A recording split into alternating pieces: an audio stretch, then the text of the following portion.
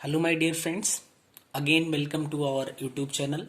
दोस्तों, हम लोग यूपी पीजीटी 2016 केमिस्ट्री के पेपर पे डिटेल सॉल्यूशन पे बात कर रहे थे। तो हम लोगों ने 20 क्वेश्चन कंप्लीट किया है। आज कंप्लीट करना है 21st से स्टार्ट करना है। ठीक है, तो चलते हैं, फटाफट से देखते हैं। उससे पहले अगर आप लोग चैनल पे नए हैं तो प्लीज़ चैनल को सब्सक्राइब कर लीजिए और बेल आइकॉन को क्लिक कर लीजिए ताकि समय समय से आपको नोटिफिकेशन मिलता रहे। चलिए फिर पहला क्वेश्चन देखते हैं, यानी कि आज का पहला क्वेश्चन, इस सेट का 21st क्वेश्चन जो है वो कह रहा है, in which of the following neutralization reaction the value of heat of neutralization will be highest. अब देखिए, इसमें 4 ऑप्शन दिया गया है और उसमें पूछ रहा है कि किस रिएक्शन के लिए जो वैल्यू होगी, यानी कि हीट ऑफ न्यूट्रलाइजेशन की जो वैल्यू होगी वो मैक्सिमम होगी। तो आप देखो, एक बात हम आपको बता दें कि अगर कभी स्ट्रॉन्ग एसिड, ठीक है, और स्ट्रॉन्ग बेस,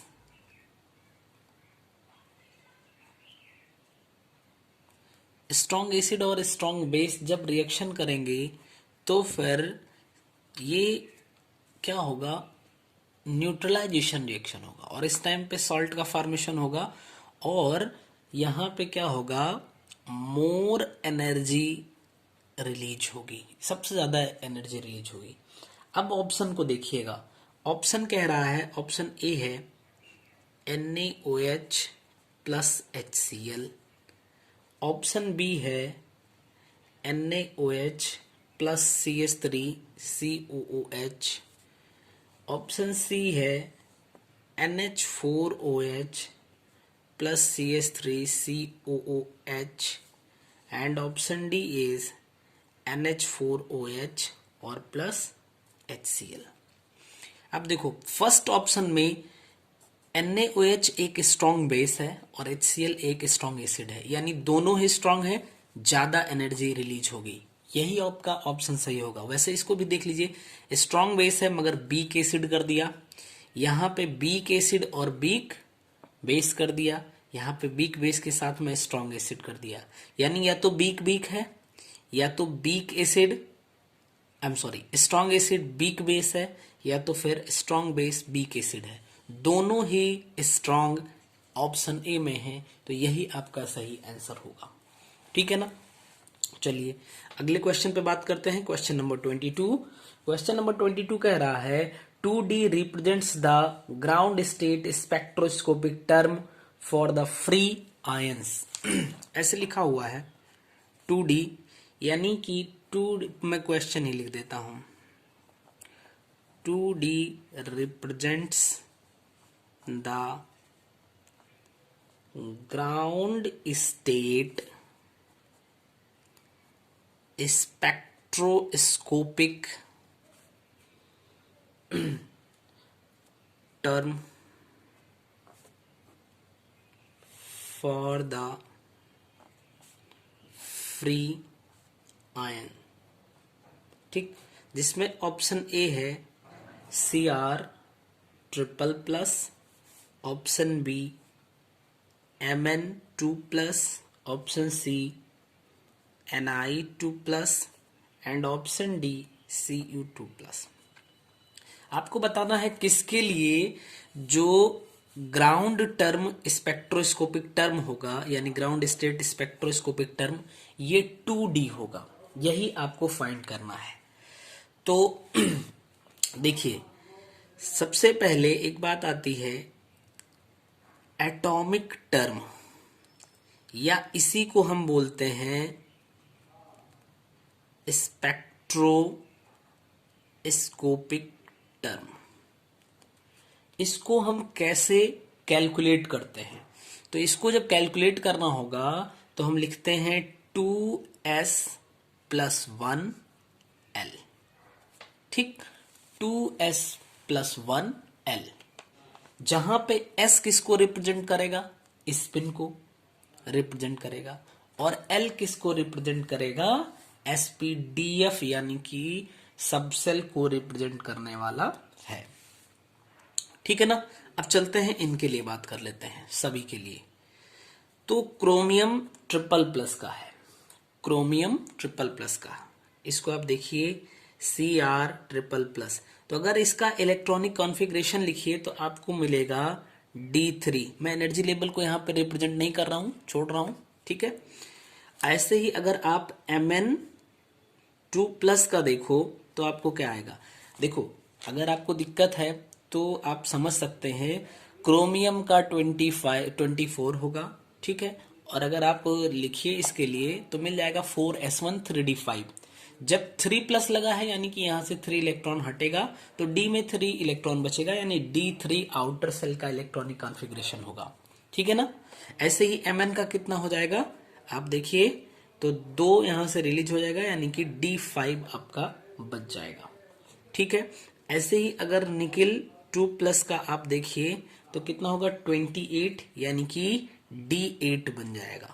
और Cu प्लस प्लस का अगर आप देखो तो इसके लिए भी क्या D10 1 हो जाता है तो D9 बन जाएगा। बोलिए, इतने से कोई दिक्कत नहीं किसी को, ठीक ना। अब देखिए D ऑर्बिटल को अगर आप रिप्रेजेंट करिए तो D ऑर्बिटल में 5 ऑर्बिटल्स होते हैं। कितने ऑर्बिटल्स होते हैं, 5 ऑर्बिटल्स होते हैं, ठीक है। यहां के लिए हम +2 +1 0 -1 -2 हम ऐसे रिप्रेजेंट कर सकते हैं, ठीक है। अब अगर आप D3 के लिए बात करो, D3 के लिए बात करो तो यहां पे 1 इलेक्ट्रॉन 2 इलेक्ट्रॉन 3 इलेक्ट्रॉन, 3 इलेक्ट्रॉन आएगा। अब देखो यहां पे जो गिवन है S है, S, ठीक है। S का मतलब पर्टिकुलर एक इलेक्ट्रॉन के लिए तो हाफ होगा, लेकिन यहाँ पे 3 इलेक्ट्रॉन भरे हैं, इसका मतलब हम टोटल को ऐड करेंगे वही S की वैल्यू हो जाएगी। तो अगर आप यहाँ पे टोटल को ऐड करेंगे तो आपकी वैल्यू देखिए कितनी आने वाली है S की, ठीक है। Half plus half plus half, यानी कितना हो जाएगा, एक इलेक्ट्रॉन की होती है हाफ, मैं कंप्लीट लिख देता हूं, एक इलेक्ट्रॉन की हाफ होती है, यहाँ पे 3 इलेक्ट्रॉन है तो 3/2 हो जाएगा। और यहाँ पे देखिए 2 × 3/2 + 1, यानी कि ये वैल्यू आ जाएगी 4। बताइए 4 आएगी ना, ठीक, 4 आएगी। अब देखिए L की वैल्यू को हमें कैलकुलेट करना है, तो L की वैल्यू हम कैसे कैलकुलेट करेंगे, L की वैल्यू हमें कैलकुलेट करना है तो हम L की वैल्यू कैसे कैलकुलेट करेंगे बताइए, ठीक है। तो L की वैल्यू जैसे S के लिए आपने किया S1 + S2 ऐसे ऐसे, ऐसे ही L के लिए भी हम L1 + L2 करते हैं, ठीक है ना। तो L1 + L2 जब करिएगा तो इसके लिए कितना आ जाएगा, इन सब को ऐड कर लीजिएगा तो L की जो वैल्यू आ जाएगी वो कितनी हो जाएगी, यहाँ पे 2 1 3 और 0 ऐड कर दोगे यानी 3 आएगा।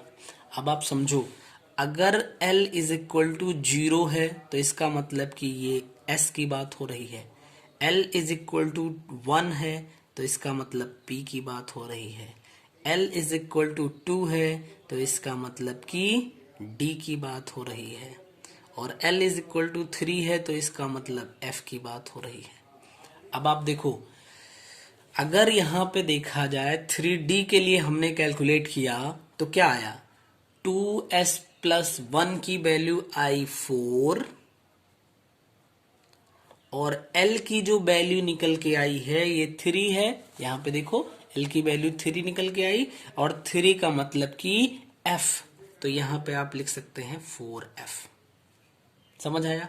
दूसरे पे देखिए, अगर आप Mn के लिए बात करोगे तो यही यहाँ पे 1 इलेक्ट्रॉन और 1 इलेक्ट्रॉन फिल कर देते हैं, ये 5 हो जाएगा, ठीक है। ये टोटल क्या हो जाएगा 5, और 5 का मतलब आप यहाँ पे 1 2 3 4 5 यहाँ पे S की वैल्यू 5/2 होगी तो 2 से 2 कैंसिल हो जाएगा, 5 1 6, यानी 2s + 1 की वैल्यू यहाँ पे 6 आ जाएगी।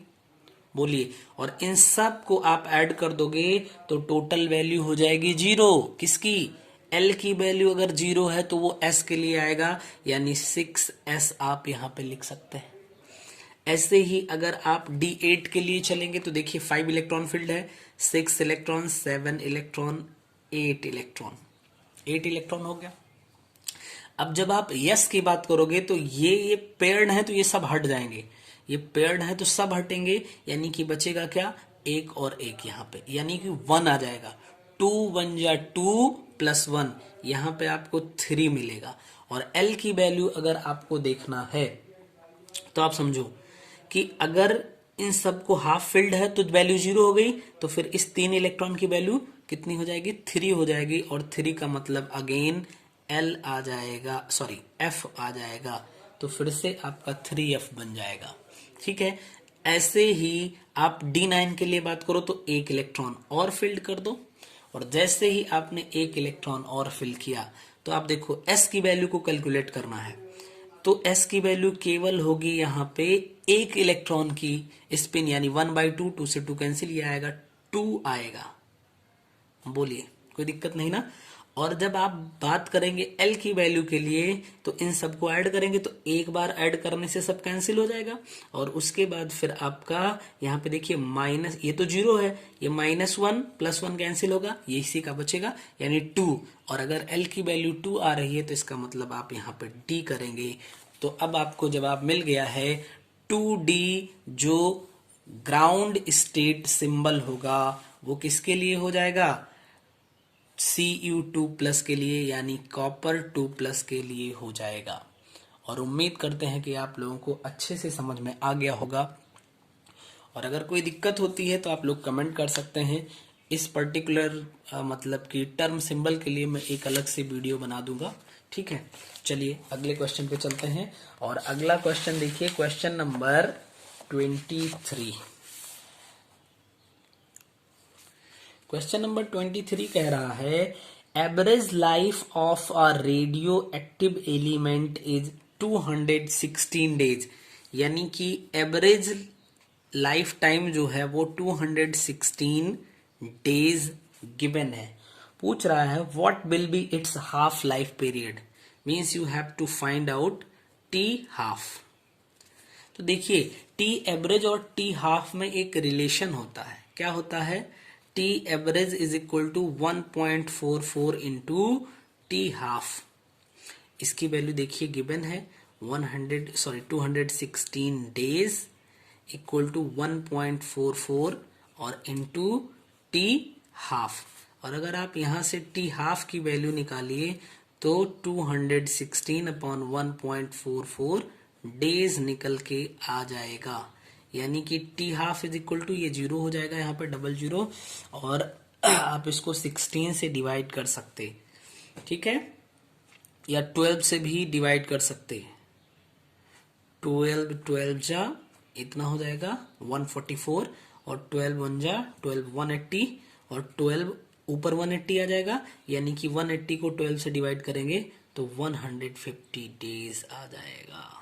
एक 0 मैंने छोड़ दिया था तो इसलिए मत सोचिएगा कि 180 को डिवाइड किया, इसको आप सॉल्व करेंगे तो 150 डेज आएगा, यानी कि जो टी हाफ की वैल्यू हो जाएगी, यानी हाफ लाइफ टाइम, वो 150 डेज हो जाएगा। ठीक, चलिए अगले क्वेश्चन पे चलते हैं फटाफट से। नेक्स्ट क्वेश्चन है क्वेश्चन नंबर 24। ये क्या कह रहा है, क्वेश्चन नंबर 24 है which of the following has the strongest acid strength। अब देखिए आपको 4 ऑप्शन गिवन है, HClO, ऑप्शन बी है HClO2, ऑप्शन सी है HClO3 एंड ऑप्शन डी है HClO4। ठीक, ये 4 ऑप्शन है और बताना है इसमें से कौन सा स्ट्रॉन्गेस्ट एसिड होगा। तो एक बात समझ लीजिए, जो एसिडिक स्ट्रेंथ होती है ये डायरेक्टली प्रोपोर्शनल होती है ऑक्सीडेशन नंबर की, यानी अगर ऑक्सीडेशन नंबर इंक्रीज कर रहा है तो उसके लिए एसिडिक स्ट्रेंथ भी इंक्रीज करेगी। और अगर आप यहाँ पे बात करो तो Cl की जो स्ट्रेंथ है यहाँ पे, सॉरी ऑक्सीडेशन स्टेट है, इसमें HClO में वो कितनी हो जाएगी, +1 हो जाएगी। इसमें बात करो तो +3 हो जाएगी, इसमें बात करो तो +5 हो जाएगी, इसमें बात करो तो +7 हो जाएगी। ठीक है। और वैसे भी आपको इजीली समझ में आ जाए इसके लिए आप ये समझ लो, अगर ऑक्सीजन इंक्रीज कर रहा है तो आपके ज्यादातर चांस में सही रहेगा कि जहां पे सबसे ज्यादा ऑक्सीजन होंगे और एटम ना इंक्रीज करें, खाली वेरिएशन किसके हो, नंबर ऑफ ऑक्सीजन एटम। तो जहां पे सबसे ज्यादा ऑक्सीजन होगा उसकी ऑक्सीडेशन स्टेट सबसे ज्यादा होगी, यानी कि उसकी एसिडिक स्ट्रेंथ भी सबसे ज्यादा होगी। ठीक है, तो अब आप इसको इन सेट कर सकते हो, बता सकते हो कि सबसे ज्यादा एसिडिक कौन होगा। ये आपका हो जाएगा HClO4। ठीक है ना, कोई दिक्कत नहीं। ऐसे ही आप कोई भी कंपाउंड हो या फिर कोई भी ऐसा क्वेश्चन हो तो आप उसको कर पाएंगे। तो अगर आप इसको देखना चाहें तो HClO, इससे ज्यादा फिर HClO2, इससे ज्यादा एसिडिक HClO3 और सबसे ज्यादा एसिडिक HClO4 हो जाएगा। ये एसिडिटी का यहाँ पे इंक्रीजिंग ऑर्डर बन जाता है। ठीक है, चलिए अगले क्वेश्चन पे चलेंगे। क्वेश्चन नंबर 25 है, N alkene having the molecular formula C9H18 on ozonolysis. देखिए C9H18 और इसको क्या कर दिया गया, ऑन ओजोनोलिसिस, ओजोन से रिएक्शन करवा दिया गया O3 से। अब देखिए क्या हो रहा है, इट गिव्स 2,2-डाइमेथिल प्रोपेन एंड 2-ब्यूटेनोन। दो कंपाउंड ये दे रहा है, CH3CHO अगर हम लिख सकते हैं, और दूसरा लिख सकते हैं CH2CH2CO देखिए 1 2 3, इसका नाम क्या हो जाएगा, 2,2-डाइमेथिल और फिर प्रोपेनल। ठीक, और अगर आप इसका नाम बताएंगे तो 1 2 3 4, यानी कि 2-ब्यूटेनॉन, इसका नाम आप लिख सकते हैं। और इसने कहा 2,2-डाइमेथिल प्रोपेनल और 2-ब्यूटेनॉन बन रहा है। तो बताइए कि ये जो एल्कीन होगी, पहली बात तो ये एल्कीन है क्योंकि CnH2n को फॉलो कर रही है, तो ये एल्कीन का फार्मूला क्या हो जाएगा। ठीक है, स्ट्रक्चरल फार्मूला आपको बताना है।